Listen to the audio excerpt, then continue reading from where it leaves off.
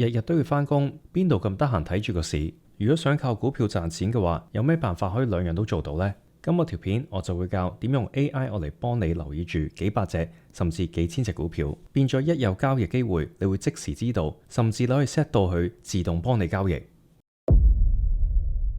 第一，打開 ChatGPT， 我用緊嘅係 Version 4。我問佢識唔識寫 Python script。如果想自己整啲 indicator 或者 strategy 嘅 TradingView 咧，就要用呢個語言。而最新嘅 version 咧就係 Version 5。GPT 就話佢識寫啦，然後就寫咗啲 code 出嚟。但係睇翻上邊咧，呢度寫住 Version 4嘅，所以我要同佢講清楚，跟住個 code 要用 Version 5。好快 GPT 就用呢個語言寫咗個 sample 程式出嚟。唔好俾 programming 嚇親。其實而家寫程式係簡單咗好多，同埋容易明白。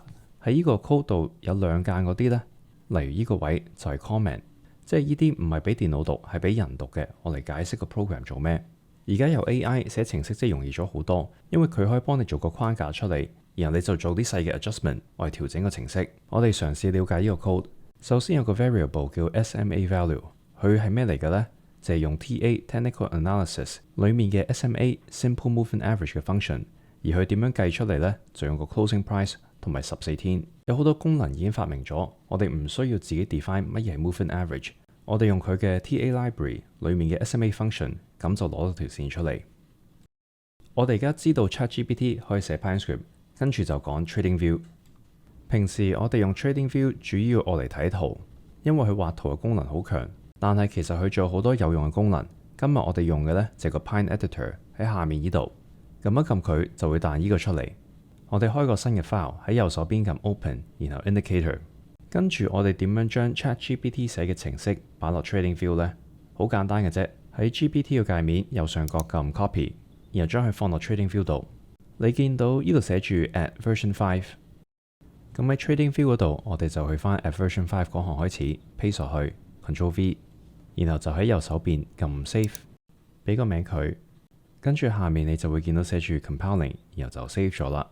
下一步就係將呢個 Indicator 加落個圖度。我哋去翻右邊撳 Add to Chart， 咁就會加 ChatGPT 寫嘅形式落個圖度啦，即係而家圖上嘅橙線。我哋分析個 AI 寫咗咩出嚟。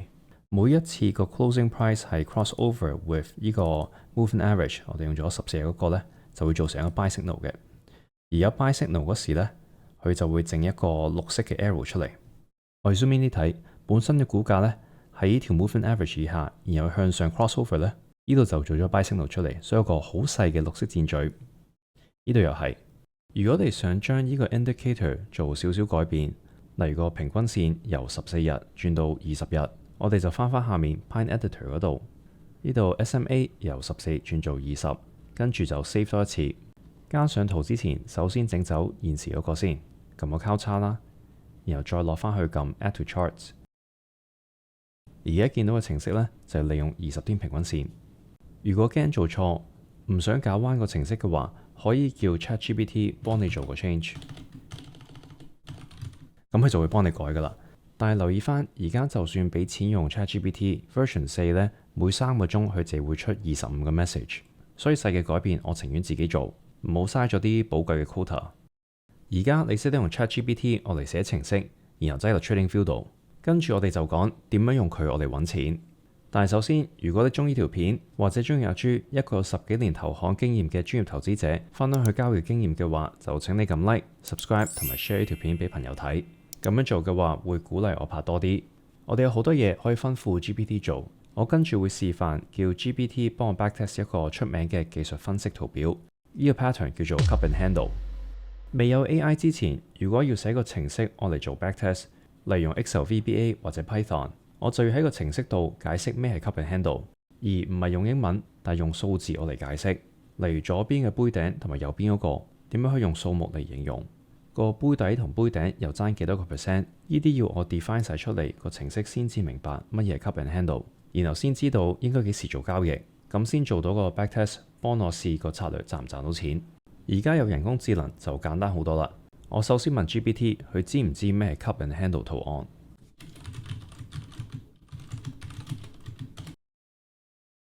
佢諗緊，諗完啦。哇，好犀利！佢唔單止知道，佢仲形容埋一個 cup and handle 嘅 formation 應該點樣，形容得仲好過我添。再係咁落去嘅話，阿朱真係冇得做。睇下佢寫咩先。有個杯，個杯咧就要係 round and bottom，我就 U shape。而有個 handle 喺呢段時間呢，就 consolidation，而個購買點就係 breakout 嗰下。解釋得仲好過我。跟住我就叫佢用 PineScript 寫一個可以擠落 TradingView 嘅程式，我嚟幫我自動揾呢啲 cup and handle 嘅圖案出嚟，即係變咗以後唔使人手揾，個 AI 會抄出所有 cup and handle 嘅圖案。你諗下咁樣會慳咗幾多時間，同埋每個月可以慳翻1000蚊，唔使俾 Market Smith。跟住佢就答。用 PineScript 寫一個 program， 我哋 screen for cup and handle 咧又複雜，因為有啲主觀嘅條件，同埋有啲嘢好難量化。即係好似一個員工咁，叫佢做嘢呢，佢就扭計先。我唔知得唔得㗎，呢個好複雜啊。咁佢就慎定先，俾啲心理準備你，可能佢做唔到㗎。但係我試下啦，以下就係個程式。我哋研究下佢寫咗咩出嚟。Indicator cup and handle 呢個嘅 title， 咁佢用 length input 30，OK。如果未知係咩嘅話，繼續睇落去咯。第一就係 define 個 depth of the cup， 個杯嘅幅度，跟住佢嘅高同埋低位，同埋點樣定係咪一隻杯呢？然後點樣定係咪個 handle 個杯柄？如果杯同埋杯柄嘅 condition 都成立，咁就 set 個背景綠色。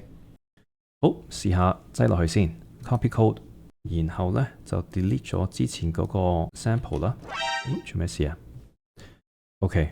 呢度有個 error 啦，如果撳一撳佢呢，就會跳去有問題嗰度。佢話 the argument 呢個同呢個 cannot be used for function input， 咁你就可以轉一轉佢啦。我唔用呢個 argument 先，將佢 delete， 然後再撳 save， 跟住個 indicator 就出咗嚟啦。而家圖上綠色嗰啲位就係個程式覺得符合 cup and handle 圖案嘅地方。我加翻啲平均線落去，呢度整兩條啦，20同埋50同埋200天。同埋成交擠翻下邊，呢啲位似唔似都 OK 嘅？嚟呢度啦，可能呢度啦，有啲似嘅。不過睇翻個 code， 我留意到佢係冇 consider 到成交嘅，而其中一個 cup and handle 同埋 VCP 嘅 requirement 呢，就睇埋成交。問下 ChatGPT 點解咁先，叫佢 consider 埋個 volume profile when identify 呢個 cup and handle pattern。睇佢講咩先？佢都知衰啦。佢話用埋成交我嚟揾 cup and handle 係一個重要嘅成分。咁重要你又唔早啲講嘅，係要我提先加翻入去。跟住佢就加咗啲 volume requirement 落去啦。例如呢度啦，首先要 calculate 個 average volume， 然後就睇下個成交嘅比率。如果 condition OK 嘅話呢，咁就又係整綠色出嚟。試下擠去 TradingView 得唔得先？你可以 copy and paste 成個落去，或者你可以淨係 copy 去新加落去嗰啲嘢，例如呢度就加咗呢3句咁樣啦，然後就 paste 落去，咁就變咗頭先做嘅改變，唔需要再做多次。而家去揾 cup and handle 圖案嗰時，就考慮埋成交，同頭先嗰個比較一下。As expected， 而家係少咗綠色位嘅。跟住我會做 sanity check， 簡單咁睇圖上嘅嘢合唔合理。例如呢啲位置 cup and handle 咩唔 make sense 呢？同埋除咗呢隻股票，試下睇下第二啲，例如試下 SPY。跟住睇蘋果 high level 咁望一望佢咩唔 make sense 呢？ OK 啦，例如跌嗰時咧，你見到佢冇 signal， 呢個 make sense。再睇多一兩隻，揾啲走勢唔同嘅股票，大致上都合理嘅。去翻 Nvidia 先。咁而家我哋整咗 indicator 出嚟啦。我哋下一步就想知賺唔賺到錢呢？淨係靠肉眼睇唔夠，要有系統咁樣做個 back test。我嚟睇唔單止賺唔賺錢，仲要係幾時賺啦？乜嘢情況賺，同埋蝕嗰時會 draw down 幾多？現時 GPT 幫我哋寫個程式係一個 indicator， 我哋要將佢變成一個 strategy， 我嚟 backtest。let's say 每一次去入呢個綠色嘅區域，如果我哋係冇揸住貨嘅話，咁就買。然後幾時賣呢？我哋可以 set 去跌10%，即係買咗之後跌10%咧就止蝕。幾時沽出去？可以用個 trailing stop 去跌穿20天平均線嗰時咧就止賺。我加翻個20天線出嚟先。咁 up to 你嘅，你可以自己 set，你可以止蝕用8% 啊，你可以話升咗15% 就 take profit， 任你點做得。然後我就叫個 AI 用頭先講嘅交易規矩，我嚟做個策略出嚟。你吩咐 ChatGPT 做咩呢？佢就會做噶啦，就好似阿豬媽吩咐我做嘢咁。頭先個 script 最上嗰度寫住 indicator，而家呢就寫住 strategy。我去翻 Trading View 嗰邊，撳 Open， 然後揀一個新嘅 strategy， 可以將裡面啲嘢拆走，然後將 ChatGPT 寫嘅 program copy 入去，同頭先做法一模一樣。記唔記得 input 嗰度我哋執過 code， 咁呢度再整多次啦，整走後邊嗰個 argument， 留翻30。教程中 GPT 寫出嚟嘅 code 會唔正確，咁你就要執翻佢。Trading View 會話俾你聽個問題係咩，然後如果你唔明嘅話，可以 Google 一下，通常都會揾到個答案嘅。Save 咗之後 Add to Chart。嗱，咁今次個分別呢，就係上次係加啲綠色嘅 area 喺度，話俾你聽邊度係今日 handle 嘅地方啦。今次就直情有 trades， 例如呢度有個藍色箭嘴，就呢度買入啦。然後紅色箭嘴嗰啲位、紫色箭嘴嗰啲位呢，就係賣出嘅地方。下面就係個 P&L profile， 非常之靚。第二啲數據點呢，喺 Overview 嗰度可以見到 Net Profit， 40%嘅交易係賺錢 ，Profit Factor 2.1， 即係賺就賺2，輸就輸1，一個好嘅 Reward to Risk Ratio 啦。Drawdown Average Trade 個 Equity Curve， 但唔好咁開心住，睇清楚啲先。睇翻個 script， 咁個 strategy 買入點就係當 cup 同埋 handle 都 OK，volume 又 OK， 然後幾時賣呢？有 stop loss 啦，同埋有跌穿20天平均線。zoom 入少少睇啱唔啱呢啲嘢？例如我哋睇呢度，佢第一日入綠色個位嗰度就買入，嗱佢冇跌10% 啦，所以冇 stop loss。幾時賣就係跌穿20天平均線，即係應該依啲位賣嘅。如果我哋 zoom in 啲睇呢，佢個 bar 就一定穿咗噶啦，但可能 closing price 係彈翻上嚟，所以佢係冇 consider intraday 嘅 movement 去睇 closing price 嗰刻，我哋 determine 呢樣嘢幾重要留意翻，就係佢唔 consider 嗰一日嘅走動嘅，即係可能嗰一日佢跌咗20%，跟住升翻上去20%，平手咁走啦，咁佢就當冇 trigger 到個 stop loss。但係實際上，如果你 set 咗個 GTC 嘅 stop order，佢 intraday 跌到落嗰個位就會自動止蝕，唔會等到收市先決定，所以呢點要留意翻。再睇下第啲位先，呢度買啦，跟住跌穿咗就沽。我而家做緊嘅呢，就叫做 sanity check， 睇啲嘢 make 唔 make sense。因為好多時做 backtest， 無論係 AI 寫嘅 script 又好，自己寫嘅又好，寫錯嘢係好普遍，所以一定要 check 翻啲交易啱唔啱。咁你可以喺圖度睇啦，其實 Trading View 好好噶啦，幫你 visualize 晒啲嘢，或者你可以入去 Strategy Tester， 然後你可以睇每一個交易係點樣嘅。我想揾啲指示嘅交易出嚟，呢度買入，當時大約係287，咁如果跌10% 就走嘅話，287減10% 258，呢度係啦258，咁呢度指示走。係4月5號22年，睇翻啲 trade 先。4月5號，差唔多啦。買入係286，跟住賣出咧258，咁就係輸錢嘅。OK， 睇落去 OK。咁如果睇落去 OK 嘅話，我就可以信佢個表現多啲啦。你會留意到呢個 equity curve 下面有啲數目字，而上面嘅 chart 就係日子。齋咁樣睇個圖，你會以為個 P&L 由1月至到而家個走勢就係咁樣，但係其實唔係。第一去到100幾十呢，係代表第幾個交易。我哋去翻 list of trades 度睇，佢第一個交易呢 trade number 1係1999年。如果我哋唔想由咁耐之前開始做 backtest， 我哋可以加個時間限制落去。好似某啲嘢越長係越好，但係太長又唔好。我講緊嘅係人命。做 backtest 就係咁啦，例如你 backtest 30年，30年前 Nvidia 同埋個市場同而家好唔同，所以就算20幾30年前賺到錢，唔代表個策略而家仲有效。所以我就 set 個 backtest 由2017年開始。佢個答案係咩呢？ In PineScript, the testing period for strategy cannot be directly sent to code. ChatGPT 有時出嘅答案會唔同。例如我準備條片嗰時，問佢同一樣嘅問題，叫佢 set 個 strategy 由20年開始，佢係寫到一個 code 出嚟俾我。而家就扭計唔肯寫，咁我而家用翻之前嗰個，即係右手邊呢個 window 啦，就係我準備條片嗰時同 GPT 嘅對話。佢 define 咗一個 variable 叫做 start 啦，就係20年嘅1月。然後如果個時間係 after start 先至可以做 backtest， 咁我 manually 加呢個落去我哋嘅 script 度啦。如果今日係大過個 start 先至可以做 trade 嘅。咁我將個 if statement 擠到 safe 冇問題，好彩。如果唔 OK 嘅話，可以點呢？你見頭先呢度由1跳到2，如果想去翻頭先嗰度，我可以去翻第一個 revision， 咁就去翻啱啱度啦。所以每一次 save 咧，佢就會個數字升一級，變咗你想改翻啲嘢嘅話，好容易翻翻去之前嘅 version。Add to chart。今次我哋就係頭先話想17年之後先至做 backtest 啊。zoom 睇下17年開始，今次第一個交易係喺2017年2月開始。OK， 咁而家就做到我哋想做嘅嘢啦。去翻 overview， 咁個 performance 就係咁啦。由17年至到而家。Worst drawdown 3.7%，profit factor 2.2，net profit 賺咗14%。呢個係一隻股票，我哋可以睇下第二啲股票啊，例如睇下 Apple 啊。咁我 net profit 就咁樣 ，net profit 嗰度 check 下先。我哋睇 list of trades， 佢一次 trade 699，咁嗰時164蚊，699乘165，11.5萬一個交易，但係個投資組合咧就有100萬。所以每一次交易佢就擠咗1/10嘅錢落去，所以回報就咁低啦。如果用晒啲資金嘅話，真正嘅回報係幾多呢？大概係10倍啦，因為而家就用咗1/10啊嘛。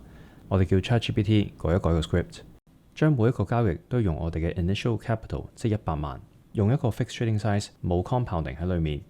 實質如果用埋複式增長嘅話，個回報會更加高。留意翻我哋而家咁做，唔代表我哋實質交易嗰時係想將100% of 啲資金抌落一隻股票度，而家係純粹做 backtest 睇回報。